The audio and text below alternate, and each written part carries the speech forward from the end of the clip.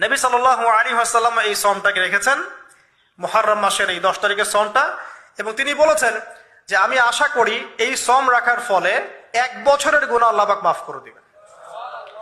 এবং একজন সাহাবী এসে জিজ্ঞাসা করছিলেন যে কোন মাসের রোজা রমাজান মাসের পরে সর্বোত্তম। নবী সাল্লাল্লাহু আলাইহি ওয়াসাল্লাম বলছেন রমাজান মাসের পর সর্বোত্তম সওম হচ্ছে মুহররম মাসের সওম। 3-4টা বিষয় নবী সাল্লাল্লাহু আলাইহি ওয়াসাল্লাম কখনো ছাড়তেন না।